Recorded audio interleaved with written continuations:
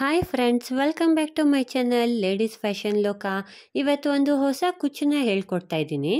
So ನಾರ್ಮಲಾಗಿ ನೀಡಲ್ನ ತುಲಿಪ್ ಜೇಪೆಂದು 0.75 mm ನೀಡಲ್ ತಗೊಂಡಿದ್ದೀನಿ ಮತ್ತು 6 ಎಳೆ ದಾರ ತಗೊಂಡಿದ್ದೀನಿ. ಮೊದಲಿಗೆ ಬಟ್ಟೆಗೆ ಲಾಕ್ ಮಾಡ್ಕೊತಾ ಇದ್ದೀನಿ. ಸೊ ನಾನು ಯಾವುದೇ ವರ್ಕ್ನ ಸ್ಟಾರ್ಟ್ ಮಾಡಬೇಕಾದ್ರೆ ಬಟ್ಟೆಗೆ 2 ಸಾರಿ ಲಾಕ್ ಮಾಡ್ಕೊತೀನಿ. ಸೊ ಫಸ್ಟ್ದು ಲಾಕ್ ಅಂತ ಹೇಳ್ಬೋದು ಮತ್ತು ನೆಕ್ಸ್ಟ್ದು ಸಿಂಗಲ್ ಕ್ರೋಶಾ ಅಂತ ಹೇಳ್ಬೋದು. ನಾವು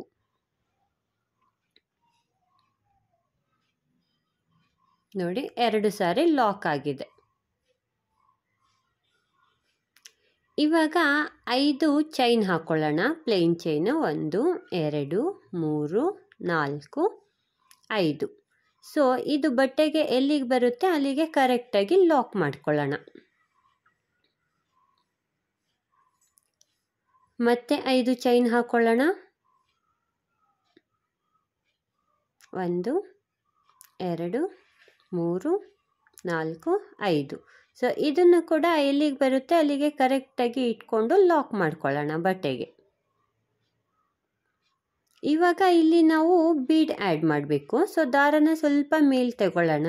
ನೋಡಿ, ನಾನು ಈ ರೀತಿ ಫ್ಲವರ್ ಬೀಡನ್ನ ಆ್ಯಡ್ ಮಾಡ್ಕೊತಾ ಇದ್ದೀನಿ. ಸೊ ನಿಮಗೆ ಯಾವ ಬೀಡ್ ಬೇಕೋ ಆ ಬೀಡ್ ಬೇಕಂದರೆ ಯೂಸ್ ಮಾಡ್ಕೊಬೋದು, ಲಾಂಗ್ ಬೀಡ್ ಬೇಕಂದ್ರೂ ಯೂಸ್ ಮಾಡ್ಕೊಬೋದು. ನೋಡಿ, ಥ್ರೆಡ್ಗೆ ಬೀಡನ್ನ ಇನ್ಸರ್ಟ್ ಮಾಡಿದ್ದೀನಿ. ಬೀಡ್ಗೆ ನಾನು ಯಾವುದೇ ಲಾಕ್ ಮಾಡ್ತಾ ಇಲ್ಲ. ಸೊ ಡೈರೆಕ್ಟಾಗಿ ಅದು ಎಲ್ಲಿಗೆ ಬರುತ್ತೆ ಅಲ್ಲಿಗೆ ಕರೆಕ್ಟಾಗಿ ಬಟ್ಟೆಗೆ ಲಾಕ್ ಮಾಡ್ಕೊತಾ ಇದ್ದೀನಿ. ಇವಾಗ ಮತ್ತೆ 5 ಚೈನ್ ಹಾಕೊಳ್ಳೋಣ.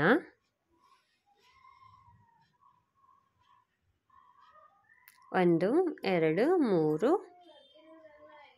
4 5. 5 ಸಾರಿ ಚೈನ್ ಹಾಕ್ಕೊಂಡು ಮತ್ತೆ ಬಟ್ಟೆಗೆ ಎಲ್ಲಿಗೆ ಕರೆಕ್ಟಾಗಿ ಬರುತ್ತೆ ಅಲ್ಲಿಗೆ ಲಾಕ್ ಮಾಡ್ಕೊಳ್ಳೋಣ. ಮತ್ತೆ 5 ಚೈನ್ ಹಾಕ್ಕೊಳ್ಳೋಣ. ಅದನ್ನು ಕೂಡ ಎಲ್ಲಿಗೆ ಬರುತ್ತೆ ಅಲ್ಲಿಗೆ ಕರೆಕ್ಟಾಗಿ ಇಟ್ಕೊಂಡು ಲಾಕ್ ಮಾಡ್ಕೊಳ್ಳೋಣ.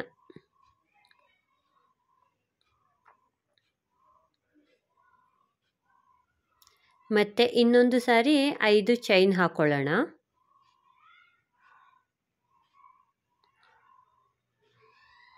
ಸೊ ಫಸ್ಟಲ್ಲಿ ನಾವು 2 ಸಾರಿ ಮಾತ್ರ 5 ಚೈನ್ ಹಾಕ್ಕೊಂಡಿದ್ವಿ. ಬೀಡ್ ಆದಮೇಲೆ ನಾವು 3 ಸಾರಿ 5 ಚೈನ್ ಹಾಕ್ಕೊಬೇಕು. ಅದನ್ನು ಕೂಡ ಬಟ್ಟೆಗೆ ಎಲ್ಲಿ ಬರುತ್ತೆ ಅಲ್ಲಿಗೆ ಕರೆಕ್ಟಾಗಿ ಲಾಕ್ ಮಾಡ್ಕೊಳ್ಳೋಣ.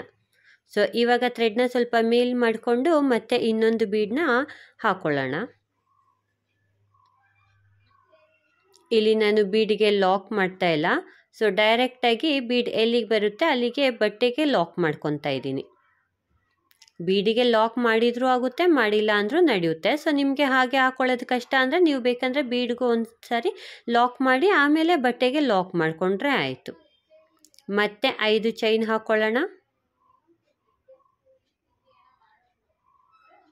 ಅದೆಲ್ಲಿಗೆ ಬರುತ್ತೆ ಅಲ್ಲಿಗೆ ಕರೆಕ್ಟಾಗಿ ಲಾಕ್ ಮಾಡ್ಕೊಳ್ಳೋಣ.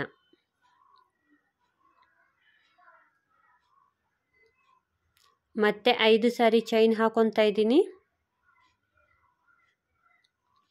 ಅದು ಎಲ್ಲಿಗೆ ಬರುತ್ತೆ ಅಲ್ಲಿಗೆ ಕರೆಕ್ಟಾಗಿ ಲಾಕ್ ಮಾಡ್ತಾ ಇದ್ದೀನಿ. ಮತ್ತೆ 5 ಚೈನ್ ಹಾಕೊತಾ ಇದ್ದೀನಿ. ಅದು ಎಲ್ಲಿಗೆ ಬರುತ್ತೆ ಅಲ್ಲಿಗೆ ಕರೆಕ್ಟಾಗಿ ಲಾಕ್ ಮಾಡ್ಕೊತಾ ಇದ್ದೀನಿ. ಸೊ ಇವಾಗ ಮತ್ತೆ ಥ್ರೆಡ್ನ ಮೇಲ್ ತಗೊಂಡು ಒಂದು ಬೀಡ್ ಇನ್ಸರ್ಟ್ ಮಾಡ್ಕೊತೀನಿ.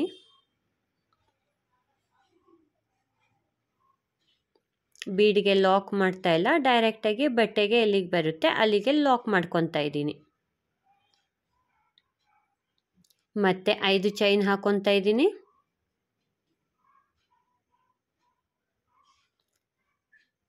ಅದು ಎಲ್ಲಿಗೆ ಬರುತ್ತೆ ಅಲ್ಲಿಗೆ ಕರೆಕ್ಟಾಗಿ ಬಟ್ಟೆಗೆ ಲಾಕ್ ಮಾಡ್ಕೊತಾ ಇದ್ದೀನಿ.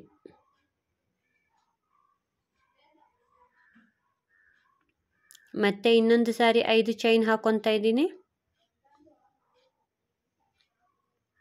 ಬಟ್ಟೆಗೆ ಎಲ್ಲಿಗೆ ಬರುತ್ತೆ ಅಲ್ಲಿಗೆ ಲಾಕ್ ಮಾಡ್ತಾ ಇದ್ದೀನಿ.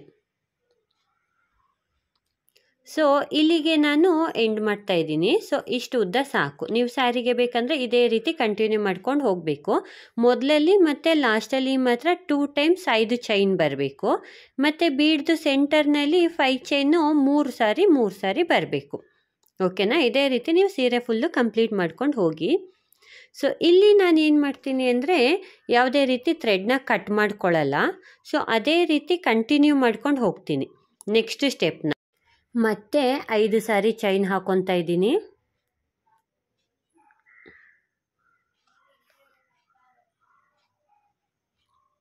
ಸೊ ಇವಾಗ ನಾನು ಏನು ಮಾಡ್ತೀನಿ ಅಂದರೆ ಬಟ್ಟೆನ ಉಲ್ಟಾ ಮಾಡ್ಕೊತೀನಿ. ಬಟ್ಟೆನ ಉಲ್ಟಾ ಮಾಡಿಕೊಂಡು ಫಸ್ಟು ಬೇಸಲ್ಲಿ 5 ಚೈನ್ ಹಾಕಿದ್ವಲ್ಲ, ಸೊ ಚೈನ್ದು ಲಾಕ್ ಏನಿದೆ ಲಾಕ್ ಮೇಲೆ ಲಾಕ್ ಮಾಡ್ಕೊತಾ ಇದ್ದೀನಿ. ಸೊ ನಾನಿಲ್ಲಿ ಯಾವುದೇ ರೀತಿ ಥ್ರೆಡ್ನ ಕಟ್ ಮಾಡಿ ನೆಕ್ಸ್ಟ್ ಸ್ಟೆಪ್ನ ಹೊಸದಾಗಿ ಆ್ಯಡ್ ಮಾಡ್ಕೊಂಡಿಲ್ಲ. ಸೊ ಹಾಗೆ ಕಂಟಿನ್ಯೂ ಮಾಡ್ಕೊಂಡು ಹೋಗ್ತಾ ಇದ್ದೀನಿ. ಮತ್ತು 5 ಚೈನ್ ಹಾಕ್ಕೊಂಡೆ. ಸೊ ಲಾಕ್ ಎಲ್ಲಿದೆ ಲಾಕ್ ಮೇಲೆ ಒಂದು ಲಾಕ್ ಮಾಡ್ಕೊತಾ ಇದ್ದೀನಿ.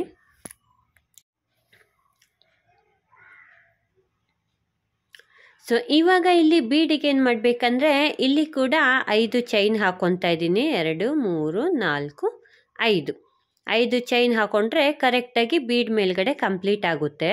ಸೊ ನೀವು ಯಾವ ರೀತಿ ಬೀಡ್ ಹಾಕ್ಕೊಂಡಿರ್ತೀರ ಆ ಬೀಡು ಕಂಪ್ಲೀಟ್ ಆಗುವಷ್ಟು ಚೈನ್ ಹಾಕ್ಕೊಬೇಕಾಗುತ್ತೆ ನೋಡಿ. ಮತ್ತೆ ಲಾಕ್ ಮೇಲೆ ಲಾಕ್ ಮಾಡ್ಕೊತಾ ಇದ್ದೀನಿ.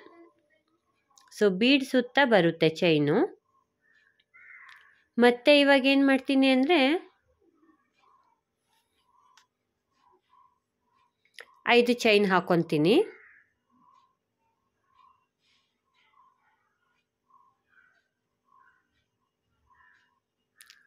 ಮತ್ತೆ ಲಾಕ್ ಮೇಲೆ ಲಾಕ್ ಮಾಡ್ಕೊತೀನಿ. ಸೊ ಇದೇ ರೀತಿ ನೀವು ಪೂರ್ತಿ ಕಂಪ್ಲೀಟ್ ಮಾಡ್ಕೊಂಡು ಹೋಗಬೇಕಾಗುತ್ತೆ ಸೆಕೆಂಡ್ ಸ್ಟೆಪ್ನ. ಈ ಲೈನು ಪೂರ್ತಿ ಕಂಪ್ಲೀಟ್ ಆದಮೇಲೆ ಹೇಗೆ ಕಾಣುತ್ತೆ ಅಂತ ತೋರಿಸ್ತೀನಿ ನೋಡಿ. ಪೂರ್ತಿ ಕಂಪ್ಲೀಟ್ ಆಗಿದೆ. ಲಾಸ್ಟ್ 5 ಚೈನ್ ಹಾಕ್ಕೊತಾ ಇದ್ದೀನಿ ನಾನು. ಸೊ ಇಲ್ಲಿ ಏನು ಮಾಡಬೇಕಂದ್ರೆ ಇಲ್ಲಿ ಕೂಡ ಲಾಕ್ ಮೇಲೆ ಲಾಕ್ ಮಾಡ್ಕೊಬೇಕು. ಸೊ ಇನ್ ಕೇಸ್ ನಿಮಗೆ ಲಾಕ್ ಮೇಲೆ ಲಾಕ್ ಮಾಡ್ಕೊಳಕ್ಕಾಗ್ತಾ ಇಲ್ಲ ಅಂತ ಏನಾದರೂ ಅನಿಸಿದರೆ ಕ್ಲಾತಿಗೆ ಡೈರೆಕ್ಟಾಗಿ ಲಾಕ್ ಮಾಡ್ಕೊಳ್ಳಿ, ನಡೆಯುತ್ತೆ.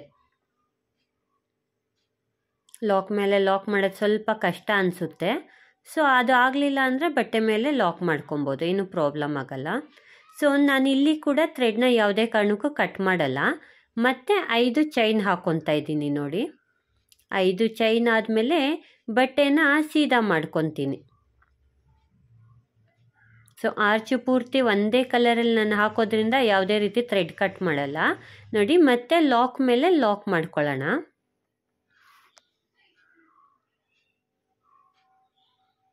ಇವಾಗ ಇಲ್ಲಿಂದ ನಾವು ಆರ್ಚ್ ಸ್ಟಾರ್ಟ್ ಮಾಡ್ಕೊಂಡು ಹೋಗಬೇಕು. ಸೊ ಅದಕ್ಕೆ ಏನು ಮಾಡಬೇಕಂದ್ರೆ ನೆಕ್ಸ್ಟ್ದು 5 ಚೈನ್ದು ಗ್ಯಾಪ್ ಏನಿದೆ ಅಲ್ಲಿಗೆ ಒಂದು ಸಾರಿ ಸಿಂಗಲ್ ಕ್ರೋಶೆ ಮಾಡಿಕೊಂಡೆ.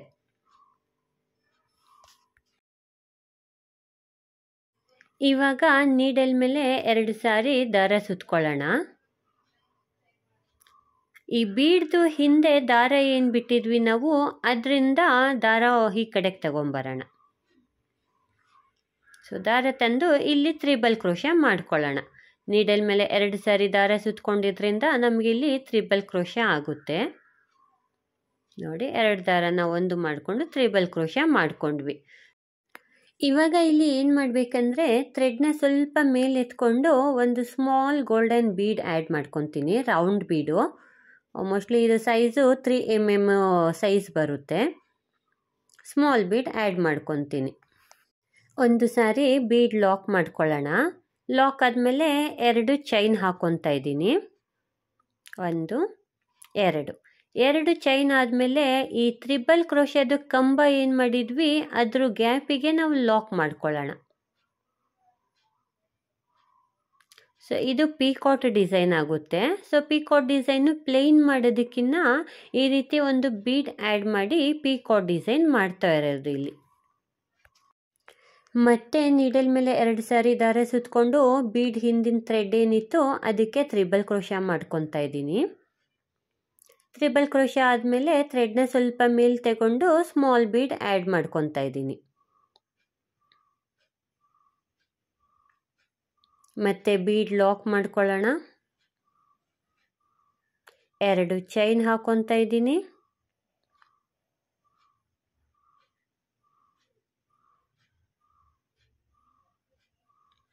ಮತ್ತೆ 3 ಕ್ರೋಶೆದು ಕಂಬ ಏನಿತ್ತು ಅದಕ್ಕೆ ಲಾಕ್ ಮಾಡ್ಕೊತಾ ಇದ್ದೀನಿ.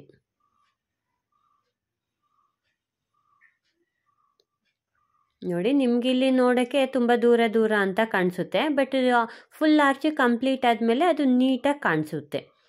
ಮತ್ತು ನೀಡಲ್ ಮೇಲೆ 2 ಸಾರಿ ದಾರ ಸುತ್ಕೊಂಡಿದ್ದೀನಿ. ಬೀಡ್ ಹಿಂದೆ ಇರೋ ಥ್ರೆಡ್ಡಿಂದ ಥ್ರೆಡ್ ತಂದು ತ್ರಿಬಲ್ ಕ್ರೋಶೆ ಮಾಡ್ಕೊತಾ ಇದ್ದೀನಿ. ಇವಾಗ ಇಲ್ಲಿ ಒಂದು ಸ್ಮಾಲ್ ಬೀಡ್ ಆ್ಯಡ್ ಮಾಡ್ಕೊತಾ ಇದ್ದೀನಿ. ಬೀಡ್ ಲಾಕ್ ಮಾಡ್ಕೊತೀನಿ. 2 ಚೈನ್ ಹಾಕೊತೀನಿ. ಇವಾಗ ತ್ರಿಬಲ್ ಕ್ರೋಶೆ ಅದು ಕಂಬ ಏನಿತ್ತು ಅದಕ್ಕೆ ಲಾಕ್ ಮಾಡ್ಕೊತೀನಿ.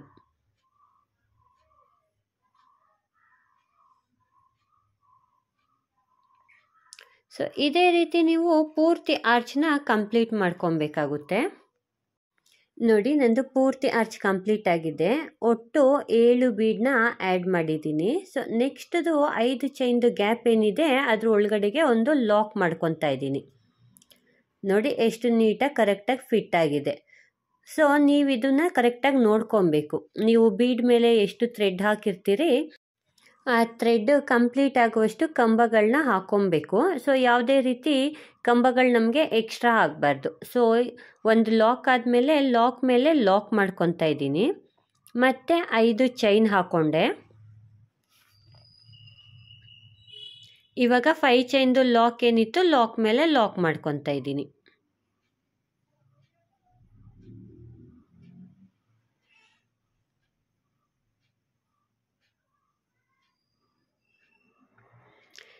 ಮತ್ತೆ 5 ಚೈನ್ದು ಗ್ಯಾಪ್ ಏನಿದೆ ಅಲ್ಲಿಗೆ ಒಂದು ಸಾರಿ ಸಿಂಗಲ್ ಕ್ರೋಶೆ ಮಾಡ್ಕೊತಾ ಇದ್ದೀನಿ. ಇವಾಗ ನೀಡಲ್ ಮೇಲೆ 2 ಸಾರಿ ದಾರ ಸುತ್ಕೊತಾ ಇದ್ದೀನಿ. ಸೊ ಬೀಡ್ ಹಿಂದೆಗಡೆ ಥ್ರೆಡ್ ಏನಿದೆ ಅದಕ್ಕೆ ನಾನು ತ್ರಿಬಲ್ ಕ್ರೋಶೆ ಮಾಡ್ಕೊತಾ ಇದ್ದೀನಿ. ಸೊ ನೀವಿಲ್ಲಿ ನೋಡ್ಕೊಬೇಕು, ತ್ರಿಬಲ್ ಕ್ರೋಶೆ ತುಂಬ ಚಿಕ್ಕದಾಗೂ ಮಾಡ್ಕೊಬೇಡಿ, ತುಂಬ ದೊಡ್ಡದಾಗೂ ಮಾಡ್ಕೊಬೇಡಿ. ಕೆಳಗಡೆ 5 ಚೈನ್ದು ಗ್ಯಾಪ್ ಎಷ್ಟು ಬರುತ್ತೆ ಆ ಲೆಂತಿಗೆ ಮಾಡ್ಕೊಳ್ಳಿ. ಮತ್ತು ದಾರನ ಸ್ವಲ್ಪ ಮೇಲ್ ಮಾಡಿ ಸ್ಮಾಲ್ ಬೀಡ್ ಆ್ಯಡ್ ಮಾಡ್ಕೊತಾ ಇದ್ದೀನಿ. ಬೀಡ್ ಆ್ಯಡ್ ಮಾಡ್ಕೊಂಡಾದ್ಮೇಲೆ ಒಂದು ಸಾರಿ ಬೀಡ್ ಲಾಕ್ ಮಾಡ್ಕೊಳ್ಳಿ. ಮತ್ತು 2 ಚೈನ್ ಹಾಕ್ಕೊಳ್ಳಿ. ಇವಾಗ ತ್ರಿಬಲ್ ಕ್ರೋಶೆದು ಕಂಬ ಏನಿದೆ ಅದ್ರ ಒಳಗಡೆಗೆ ಒಂದು ಸಾರಿ ಲಾಕ್ ಮಾಡ್ಕೊಳ್ಳಿ. So peacock design with bead ಆಗುತ್ತೆ ಇಲ್ಲಿ. ಮತ್ತೆ ನೀಡಲ್ ಮೇಲೆ 2 ಸಾರಿ ದಾರ ಸುತ್ಕೊಂಡು ಬೀಡಿಂದ ಇರೋ ಥ್ರೆಡ್ಡಿಗೆ ತ್ರಿಬಲ್ ಕ್ರೋಶೆ ಮಾಡ್ಕೊತಾ ಇದ್ದೀನಿ.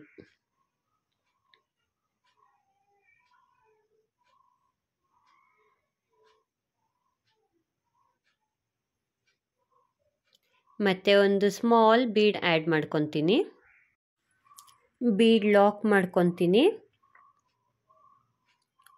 2 ಚೈನ್ ಹಾಕ್ಕೊತೀನಿ.